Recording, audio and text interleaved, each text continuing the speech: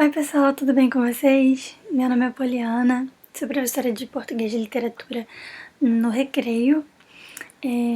Vou estar aqui junto com a Larissa, que vocês já conheceram, e a Carol. Sejam muito bem-vindos nesse espaço que é nosso. Eu vou estar enviando esses vídeos para vocês, mas eu também vou enviar o link do YouTube para se vocês acharam acesso mais fácil, quiserem enviar para alguém. E esse espaço é nosso, de quem tem o link. Então vocês fiquem à vontade para comentar, perguntar, usar comentário como nota, tá bom? Então vamos lá. O nosso primeiro vídeo vai ser sobre variação linguística. A variação linguística é um assunto que o Enem tem cobrado bastante nos últimos tempos, um dos assuntos que mais caem.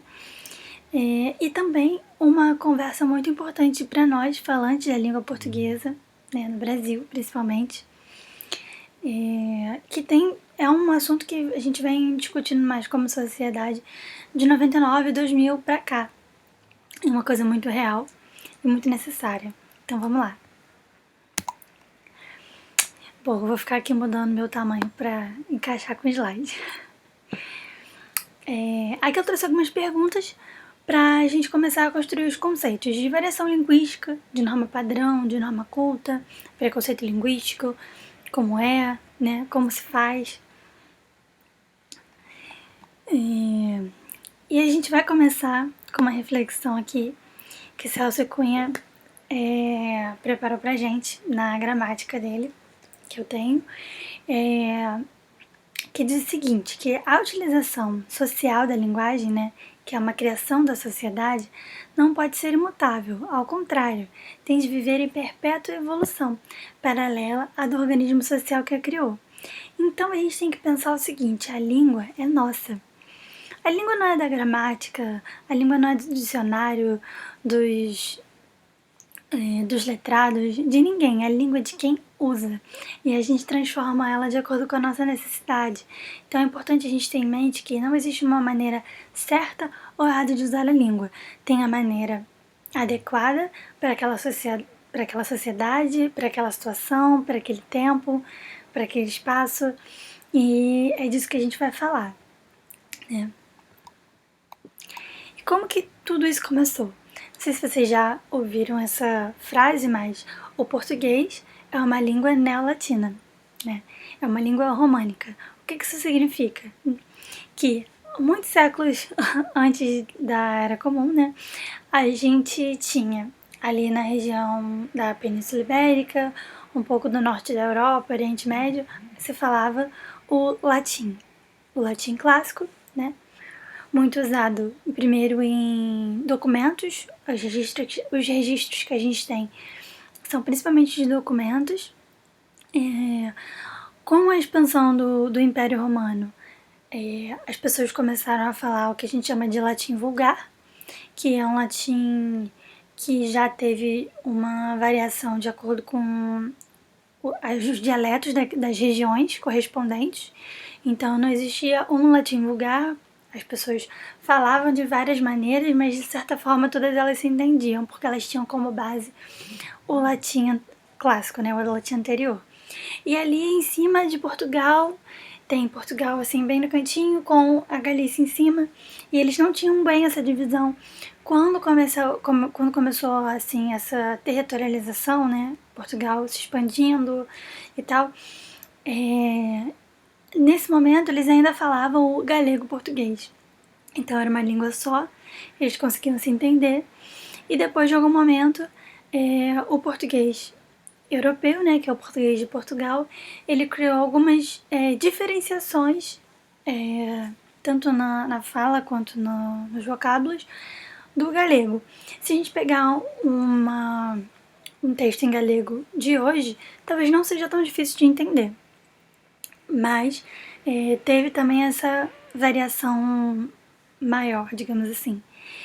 E em 1500 a gente teve contato com o português europeu, e a partir daí, de séculos e séculos, né, a gente tem hoje o que é a nossa língua, que é o português brasileiro, que é uma língua muito misturada não só com o português europeu, é uma língua que mistura palavras do Yorubá, das línguas tupi, do francês, do... Nossa, são muitas influências que a gente não tem nem noção, né? Hoje em dia no Brasil a gente não fala só português, a gente tem mais de 200 línguas sendo faladas e línguas que se comunicam, que se relacionam, né? Assim como as pessoas se relacionam. A língua, ela reflete a sociedade que a criou, né? E a gente tem a norma padrão da língua, que é mais uma ideia do que uma realidade, né? A norma padrão, ela é uma idealização da nossa língua, do uso da língua, que tem como base o português europeu, e o português europeu atual, porque muitas das coisas que a gente fala no português brasileiro hoje, que são mal vistas pelos portugueses de Portugal, são coisas que a gente herdou do português europeu quando houve a colonização. Então, é realmente uma idealização da língua que ela não faz sentido para falantes, para escritores, para ninguém. A gente só tem ela como uma rocha, como se a língua não fosse uma coisa mutável, como se houvesse um certo e um errado. Mas a verdade é que ninguém fala a norma padrão da língua, né? A gente só encontra ela realmente em gramáticas, em dicionários e tal. E essa norma padrão é a norma que é pedida na redação do Enem. A gente tem lá, escreve em português e na norma padrão, né? Vocês tentam, claro, sempre, dentro do possível, não escrever nada errado, né, na redação. E é possível sim fazer um texto que não desvie da norma gramatical. Mas a verdade é que a norma que a gente mais usa é a norma culta. E dificilmente uma pessoa zeraria a redação por usar a norma culta. A norma culta é a norma mais aceita, de norma de mais prestígio, na verdade. E o que acontece aqui, na norma culta, ela compreende alguns registros que não são de acordo com a gramática, mas são coisas que a gente já internalizou, que virou uma mudança linguística, uma coisa que não era prevista e passou a ser. Muitas coisas são assim. Um bom exemplo é o próprio você, que era vossa mercê, né? E se alguém falasse você naquela época, as pessoas não iam nem entender.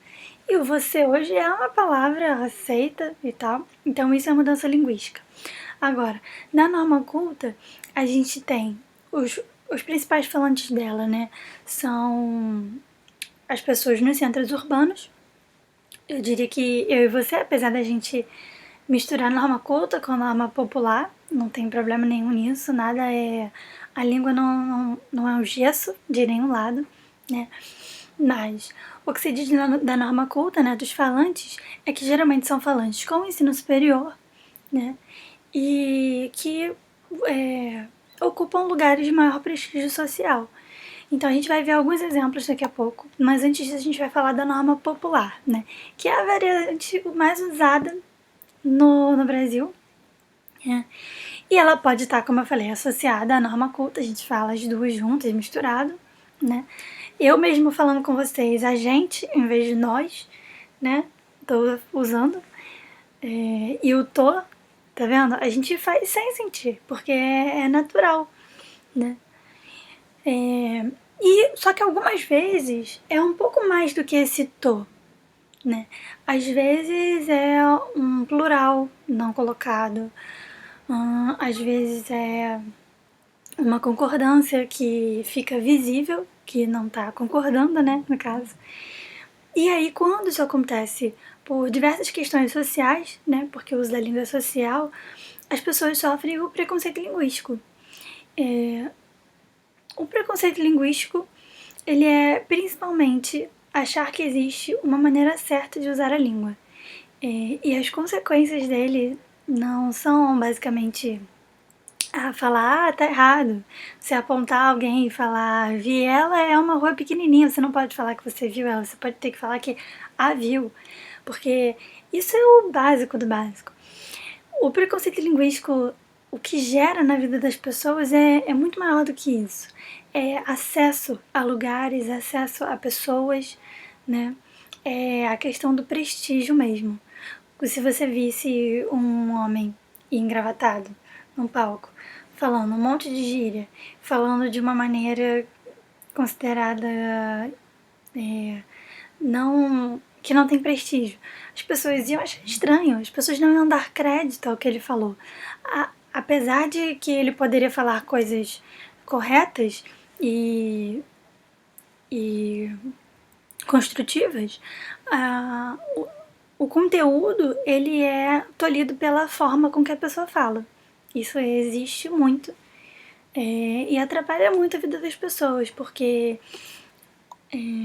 é questão de estar presente, né, de ocupar os lugares. Bom, agora a gente tem alguns exemplos aqui, para vocês verem como tudo isso se mistura. Na frase, nós voltamos da praia à tarde. Não tem nada escrito que desvie da norma gramatical padrão aí nessa frase, né? Na norma culta, a gente poderia falar a gente voltou da praia à tarde, mas a gente também poderia usar o nós, tá? É considerado culto da mesma maneira, né? Já na forma popular, a pessoa poderia dizer nós voltamos da praia à tarde, nós voltamos da praia à tarde, entendeu? Segunda frase, se ela propuser esse acordo, eu aceito. Na norma culta, o que é esperado de uma pessoa que tem um ensino superior numa situação de comunicação mais formal do que informal, é esperado que essa pessoa diga, se ela propuser esse acordo, eu aceito. Mas vamos falar a realidade, dificilmente se a gente dissesse, se ela propor esse acordo, eu aceito. A gente pensaria, nossa, que estranha, tá falando errado. Porque na verdade, a questão de falar errado ou certo, ela não existe. Ela é mais uma questão de aceito ou não aceito.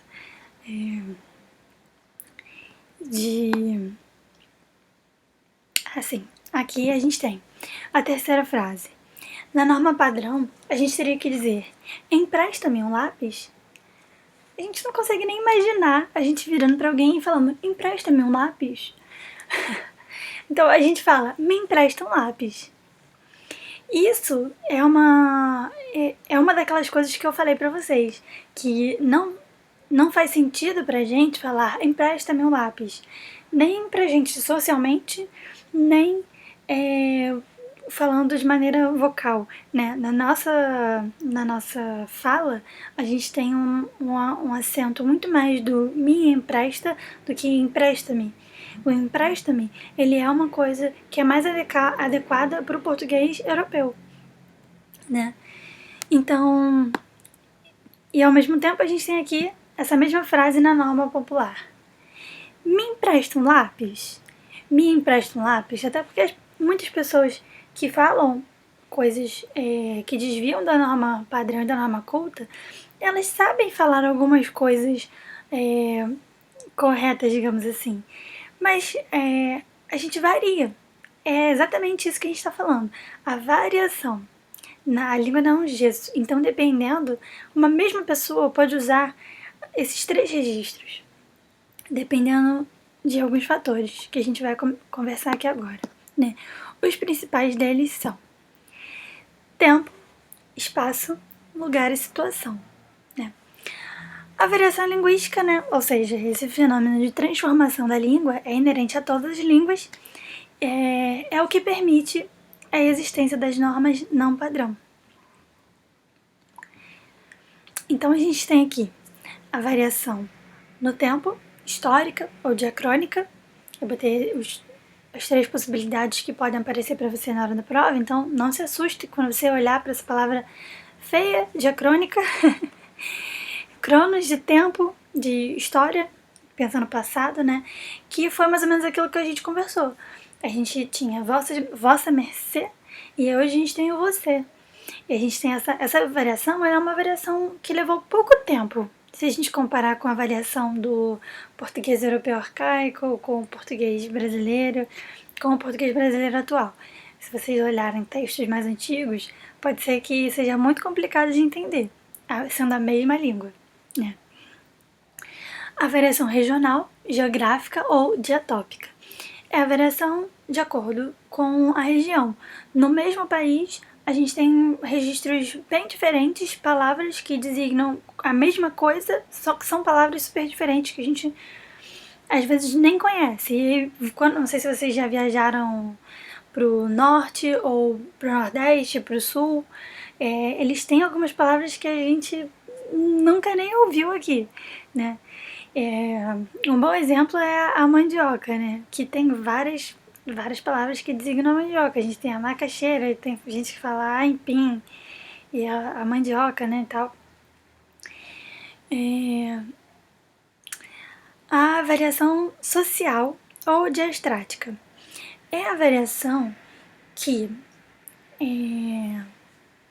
ela acontece quando no lugar social em que aquela pessoa nasceu, cresceu, viveu, se fala daquela maneira. Então, a gente vai criando nosso repertório de acordo com o contato que a gente tem.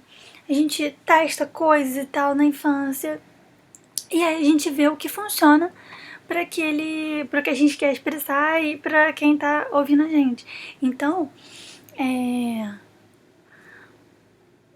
o que acontece? Quando a pessoa ela é criada num ambiente em que todo mundo se preocupa de falar da maneira mais de maior prestígio, essa pessoa também vai tentar.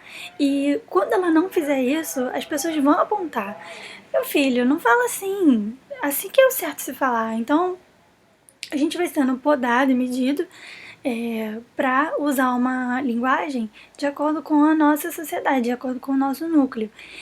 E ao mesmo tempo, quando a gente já tá maior, né, assim, a gente faz essa variação.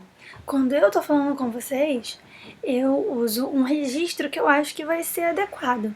Às vezes eu vou ser um pouco inadequada, eu vou falar uma gíria, talvez saia, porque sou eu. Eu sou uma pessoa acima da língua, né? Acima de tudo. Mas eu vou usar um registro que eu acho adequado. E quando eu estiver falando com a minha mãe, eu vou usar outro registro. E com a minha amiga, outro registro. E com o meu médico, outro registro. Então essa variação social, ela é além de onde a gente nasceu, onde a gente vive, ela é também onde a gente tá. Isso se une muito com a variação de acordo com a situação comunicativa, situação estilística ou diafásica, né, que é o nome dela. Que ela é especificamente isso, uma pessoa que domina as normas, seja norma culta, seja norma popular, né, a norma padrão é um pouco impossível de dominar, mas a gente tenta quando necessário, né, e aí de acordo com a situação comunicativa. A situação comunicativa que vocês estão se preparando para enfrentar é uma prova de português, escrita toda em norma majoritariamente padrão e culta. Norma popular, ela vai aparecer mais quando tiver uma questão sobre variação linguística, né? E vocês vão ter que se adequar a essa situação comunicativa, que vai ser escrever uma redação para ser corrigida por uma banca criteriosa, tudo isso, né? Mas como eu falei, quando eu tô falando com uma amiga, eu falo de um jeito, com um médico, eu falo de outro, com alunos, eu falo de outra maneira. Então é de acordo com a situação, né? Que as pessoas se sentem mais à vontade ou menos à vontade para usar aquilo, as palavras que ela quer, né? E aqui eu trouxe um mapa para vocês verem os vários países que falam a língua portuguesa, né? A gente tá falando mais do europeu e do brasileiro, mas a gente tem muitos jeitos de falar português. Se vocês se interessarem, é bem engraçado às vezes você vê como se fala português na Índia, como se fala português na África, como se fala o português em outros lugares do mundo. É muito interessante. Então tá, as variedades e o preconceito linguístico. Eu trouxe uma tirinha do Chico Bento, né, porque ele é o que mais aparece. Então o Zé Lelé fala pra ele: eu vou ter que estudar muito, até me formar numa universidade. daí eu vou arrumar um trabalho que ajude as pessoas a viver melhor. Então, o que acontece com o Zé Lelé quando ele chegar na universidade? O que vai acontecer com ele é exatamente isso, o preconceito linguístico. E ele vai se sentir a todo momento tendo que se adequar e se corrigir e fazer um processo não natural para ele, para estar naquele lugar, para pro objetivo dele, né, que é ajudar as pessoas a viverem melhor. Então, para vocês, trouxe essa tirinha para vocês verem principalmente que o preconceito linguístico, ele tá assim ligado ao preconceito social, ele tá assim ligado com a questão da desigualdade do acesso à educação, né, porque dentro da educação formal, a variedade que é ensinada é a variedade padrão e a culta, né. Mas a gente tem que tomar alguns cuidados, né, para não entrar em conflito com algumas coisas que a gente tem que pensar. E eu trouxe justamente isso aqui pra gente pensar mais sobre isso. O Preconceito Linguístico, um livro escrito em 99 por Marcos Banho, é um linguista bem conhecido por iniciar essa conversa sobre preconceito linguístico. Ele tem 8 mitos que fomentam o preconceito linguístico no Brasil. Eu trouxe aqui o livro para vocês. Deixa eu abrir mais um pouquinho para mostrar. E nesse livro, ele situa o preconceito linguístico como um preconceito importante de a gente conversar sobre, assim como qualquer outro que a gente tem conversado, já que a gente tem avançado no nosso pensamento sobre o que a gente está fazendo da nossa sociedade. O preconceito linguístico ele é muitas vezes deixado de lado. Por quê? Por essa questão do certo e do errado. Eu não estou sendo preconceituoso, eu estou ajudando, eu estou falando para a pessoa como ela deveria falar, né? Mas a verdade é que se ela está numa situação em que ela acha que aquilo é o adequado, aquilo é o adequado, né? Então vamos lá. Aqui é um livro muito pequeno. Se vocês se interessarem pelo assunto, tem muitos sebos. Esse aqui eu comprei por R$5, né? Ele era um livro bem caro porque por causa da novidade, né, que ele trazia, né, dessa discussão, mas hoje em dia você consegue encontrar ele sendo revendido em sebos. E aí, quais são os 8 mitos que fomentam o preconceito linguístico, né, que alimentam para que isso continue? O primeiro é: a língua portuguesa falada no Brasil apresenta uma unidade surpreendente. As pessoas olham para o tamanho do Brasil e falam: uau, como que todo mundo aí fala português? Como eu te falei, né? Mais de 200 línguas, entre elas línguas indígenas, línguas que vieram da África, que se juntaram com as línguas indígenas, línguas muitas, mais de 200, de verdade. Né? E a gente tem núcleos de estudo dessas línguas, a gente tem falantes dessas línguas, a gente tem cidades, bairros que inteiramente não falam o português brasileiro, né? Então, o segundo português, o brasileiro não sabe português, só em Portugal se fala bem português, né? Isso a gente já deleta de cara, né? Porque o português, eu sinto o português muito mais nosso do que deles. Essa é a verdade. A gente tem a maioria dos falantes do português está no Brasil. E se a maioria dos falantes de uma língua não está falando essa língua, isso a gente tem que rever, né? O que é esse português. E a quem serve a gente continuar com uma norma que não cabe na nossa vida social. O terceiro o português é muito difícil o português.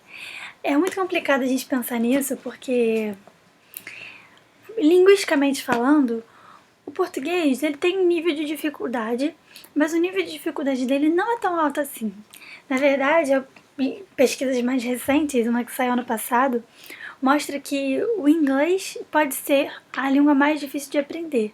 Apesar de ser a língua mais falada, pode ser a língua mais difícil de aprender pela dificuldade de processos cerebrais que a gente precisa para formar frases, para entender e O português, pra gente é uma questão, né, intuitiva. A gente usa e já nasceu nesse meio e vai aprender essa língua de qualquer maneira. Agora, por que as pessoas falam que o português é difícil? Porque existe esse padrão inatingível, né? Então, as pessoas sem instrução falam tudo errado. Bobagem, né? Quinto, o lugar onde melhor se fala português no Brasil é o Maranhão. Isso é muito engraçado, né? Porque o que acontece na verdade no Maranhão é que as pessoas continuam usando o tu e as formas do tu. Tu achas, tu vistes. Mas ao mesmo tempo que eles fazem isso, quando eles falam assim, desliga a luz pra te dormir. Então, essa questão de usar o tu, ela traz uma conotação de correção gramatical que na verdade é uma coisa que não existe, né? O certo é falar assim porque se escreve assim. Essa eu acho que é a maior bobeira, né? Porque a gente tem vários jeitos, às vezes, de falar a mesma palavra, né?